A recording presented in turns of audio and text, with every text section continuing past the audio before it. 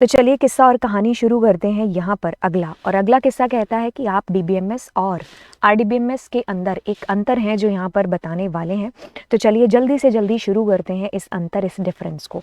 बात आती है डीबीएमएस की फुल फॉर्म की, it is database management system. बात जब करते हैं आरडीबीएमएस की तो डीबीएमएस ही है लेकिन इसके आगे आर लग गया है, तो आर का मतलब है रिलेशन का मतलब है आरडीबीएमएस की भाषा में कि हम एक टैबुलर फॉर्म की यहाँ पर है जो बात कर रहे हैं।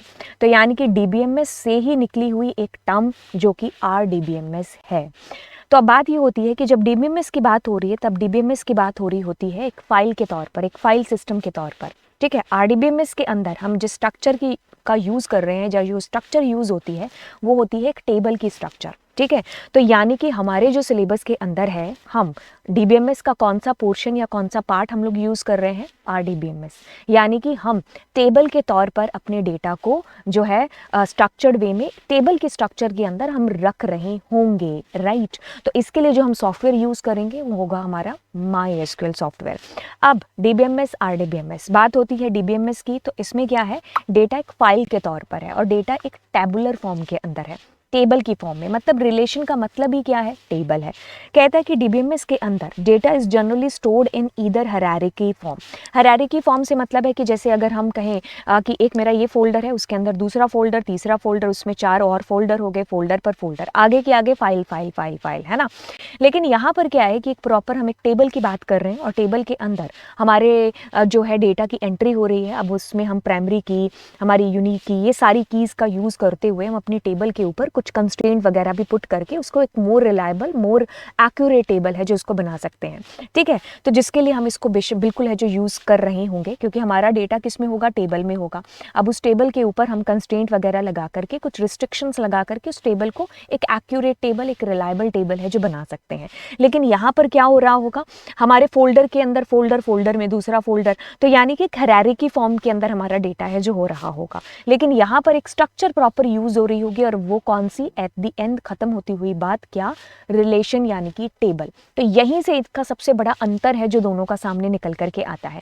देखिए बात यह है कि अगर डीबीएमएस की अकेले की अगर आप बात करोगे ना, तो डीबीएमएस के अंदर बहुत सारी स्ट्रक्चर्स, बहुत सारे मॉडल्स हैं जिनका यूज हो रहा है। जैसे कि ऑब्जेक्ट ओरिएंटेड मॉडल हो गया, ईआर मॉडल हो गया। हम जिस फेमस स्ट्रक्चर की बात कर रहे हैं या जिस पर हम यूज करेंगे वो हमारा रिलेशनल डेटा मॉडल है। ठीक है, अच्छा बात आती है यहाँ पर DBMS use file system to store data, so there will be no any relation between tables. ठीक है, अगर आप दो फाइलों की बात करते हो, जैसे एमएस एक्सेल की दो फाइलें होंगी। अब ये फाइल है बच्चे के एडमिशन की और मार्क्स की और मान लीजिए अटेंडेंस की, तो इनका आपस में कोई रिलेशन नहीं है ना। तो क्या है, हमारा डेटा आइसोलेट नहीं है। यहाँ पर जो पड़ा हुआ डेटा है वो यहीं पर पड़ा है, यहाँ पर पड़ा हुआ यहीं पर है, आपस में उनका रिलेशन है अंदर टेबल के, लेकिन वो ये एक टेबल दूसरी टेबल से तो लिंक नहीं कर रही है। लेकिन यहाँ पर आप जितनी भी टेबल यहाँ पर बनाओगे वो आपस में सारी की सारी क्या होंगी, एक रिलेशन क्रिएट कर रही होंगी। तो अगर आप इस टेबल को फैच करते हो तो इसके सहारे आप बाकियों का डेटा भी है जो फैच करा सकते हो।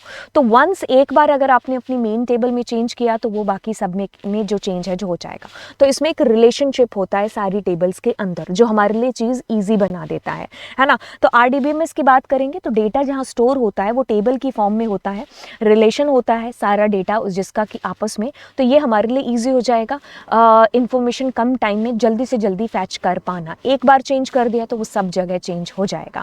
लेकिन अगर हम बात करते उधर इसी की ही, तो टेबल्स तो बन गई लेकिन उसमें आप अंदर रिलेशन कहाँ है। बात करते हैं डीबीएमएस की, तो डीबीएमएस अगर ये बात करें तो छोटे लेवल पर ओके है, जहां पर हमें 30-50 लोगों का या 200-400 लोगों का ही डेटा मेंटेन करके रखना है, चीज़ें बहुत लिमिटेड है। लेकिन जब बात आ जाती है एक लार्ज अमाउंट, एक ह्यूज अमाउंट की, जैसे हम फेसबुक कह लें, है ना, जैसे हम जो है हमारा जो अभी सीबीएसई के फॉर्म वगैरह भरे गए हैं, है ना, तो अब ये वाली चीज़ों की जब बात आती है तो तब हमें डेटाबेस की ज़रूरत है जो बिल्कुल पड़ती है, क्योंकि उस टाइम पर हम अपने डेटा को अकेले फाइल से हैंडल नहीं कर सकते हैं। तो हमें डेटाबेस के अंदर डेटा को रखना होगा लॉन्ग टाइम तक रखने के लिए भी, एंड ऑफ कोर्स ईजिली हमारे काम को करने के लिए भी।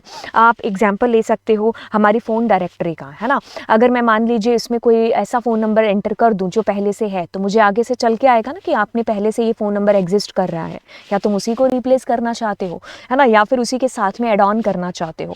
तो मतलब जब हम बहुत बड़े लेवल की बात करते हैं तब हम RDBMS की बात कर रहे होंगे। अगर IRCTC का एग्जाम्पल ले ले, है ना, तो उसमें जब हम ओपन करते हैं तो उसमें टेबल की फॉर्म में आपको डेटा दिखाई दे रहा होता है ना। तो कौन सी टेबल आ रही है, कब जा रही है, कितनी लेट है, अगर मैं अपने घर बैठ के देख रही हूँ या फिर मैं कहीं और बैठ करके, ट्रेन में भी बैठ करके अगर मैं देख रही हूँ, तो मुझे सारा कंफर्मेशन टिकट से लेकर के एवरीथिंग मेरे मोबाइल पर मुझे डेटाबेस में दिखाई दे रहा होगा, है ना। तो वो डेटा कहाँ से फैच होकर के आ रहा है, डेटाबेस से फैच होकर के आपको इसका एक व्यू दिखाई दे रहा है कि हाँ इतने टाइम लेट है, आपकी टिकट कंफर्म हुई कि नहीं हुई, आपकी seat number whatever everything once change करोगे तो आपको वहाँ दिखाई देगा। और उस टाइम पर आप अकेले ही नहीं एक्सेस कर रहे हो, तो आप बहुत सारे लोग और भी हैं जो सेम टाइम पर मल्टीपल यूजर से उसको एक्सेस कर रहे हैं, है ना। तो बात वही आ जाती है कि यहाँ सिंगल यूजर ठीक है एक्सेस कर रहा है, लेकिन मल्टीपल यूजर जब ह्यूज अमाउंट ऑफ डेटा की बात हो रही है तो फिर डेटाबेस यहाँ पर आएगा, ठीक है, RDBMS हमारा आएगा। अब बात होती है DBMS वगैरह की, तो XML वगैरह इसके लिए एग्जाम्पल ले सकते हो, और RDBMS के लिए हम एग्जाम्पल ले सकते हैं हमारा MySQL, Oracle या SQL सर्वर वगैरह, ठीक है। तो ये सारे एग्जाम्पल इसके लिए हो गए। बाकी अगर हम बात करें इससे रिलेटेड क्वेश्चन, अगर एग्जाम लेवल की बात करें तो आपको लिखने में कोई क्वेश्चन नहीं आएगा कि आपको अगर एक ऐसी थ्योरी बना करके लिखनी होगी, क्योंकि लिखने वाले सारे क्वेश्चन चले जाते हैं नेटवर्किंग के हिस्से में, ठीक है। आपको यहाँ पर वाइवा वगैरह के अंदर, अगर आप 12th क्लास के स्टूडेंट देख रहे हो अभी इसको, तो वाइवा वगैरह में इसकी हमें ज़रूरत है जो पड़ती है। देखें आज की एक मुझे शॉर्ट में बता दो कि DBMS और RDBMS में अंतर क्या है। तो पहली जो चीज़ आप शुरुआत करेंगे वो आप बिल्कुल किससे करेंगे, फुल फॉर्म के साथ ही करेंगे कि दोनों की फुल फॉर्म इस तरीके से है, और फिर आप नेक्स्ट लेवल पर हैं जो चीज़ें कर रहे होंगे। एंड ये हमारा DBMS RDBMS का एक शॉर्ट में मैंने एक आपको जो है डिफरेंस बता दिया। बाकी देखो नॉर्मलाइजेशन हो गया, एसिड प्रॉपर्टी वगैरह हो गए, तो वो अंतर तो बिल्कुल आएंगे ही आएंगे। कि अगर हम अपने मास्टर्स की बात करें कि बीटेक BCA में हमने क्या पढ़ा था चीज़ें, है ना, तो वो एक अंतर आपको आगे चल करके दिखेगा। लेकिन हमारे सिलेबस के अंदर जितनी चीज़ें हैं अंतर में हमें समझ में आ जाए, क्योंकि अगर मैं तुम्हारे सामने अभी एसिड प्रॉपर्टी नाम लूँगी तो आपको मुझे सारी चीज़ें समझानी पड़ेंगी। मैं नॉर्मलाइजेशन का नाम तक लूँगी तो तब आप जो है नॉर्मल फील नहीं करेंगे कि अरे यार ये क्या बोल दिया, है ना। तो ये भारी भरकम शब्द हैं जो बिल्कुल इनके अंतर में आते हैं कि इसमें नॉर्मलाइजेशन होता है, इसमें नहीं होता, इसमें एसिड होता है, इसमें नहीं।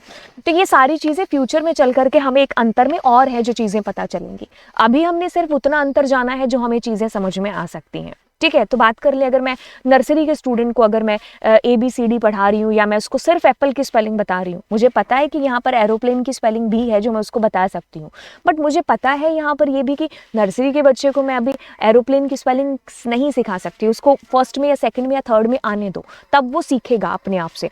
तो वही चीज़ें यहाँ पर है। DBMS RDBMS का अंतर यहीं पर ख़त्म नहीं होता है। मैंने कहा ना, जैसे और भी चीज़ें इसके अंतर में आ जाती हैं, लेकिन वो अभी हमें नहीं पढ़नी क्योंकि हमारे सिलेबस के अंदर नहीं है। तो जितना अंतर अभी हमें समझ में आ सकता है या फिर अभी हमारे सिलेबस से रिलेटेड है, उतनी चीज़ें मैंने आपको यहाँ पर बता दी। तो आपको मिलते हैं अब अगली क्लास के अंदर, ठीक है। And thank you so much और बाय बाय। चैनल ज़रूर सब्सक्राइब कर देना।